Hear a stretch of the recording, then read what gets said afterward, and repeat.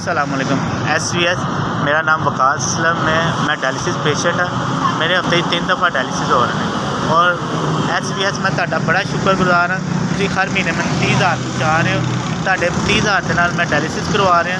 मैं ਤੁਹਾਡਾ बड़ा शुक्रगुजार कि हमेशा ही तरह ਤੁਸੀਂ ਮੈਨੂੰ हर महीने प्रॉपर दे रहे हो। अल्लाह पाक ਤੁਹਾਨੂੰ दिन रात तरक्की देवे, अल्लाह पाक ਤੁਹਾਨੂੰ कामयाबी देवे ਤੇ ਮੇਰੇ ਵਗਰੇ ਗਰੀਬਾਂ ਦੀ ਤੁਸੀਂ मदद करते रहो और ਜਿਹੜੇ ਵਿੱਚ ਇਹਦੇ ਵਿੱਚ शामिल ने अल्लाह पाक उन्होंने खैर करे और अपने बीवी बच्चों से सलामत रहें। SVS मैं मेरा एक छोटा बच्चा है 7 साल का तो मेरे हफ्ते 3 दफ़ा डायलिसिस होंगे। मैं तो कुछ कर नहीं सकता तो ਤੁਹਾਡੇ पैसों की वजह तो मेरा सिस्टम चलता पे तो मेरे डायलिसिस भी हो रहे हैं तो मेरा घर का भी चलता पे। मैं ਤੁਹਾਡਾ बड़ा शुक्रगुजार हाँ कि तुसीं मेरे वगैरह गरीब की मदद करते पे तो मेरे बारे सोचते हो। SVS मैं ਤੁਹਾਡਾ बड़ा शुक्रगुजार हाँ।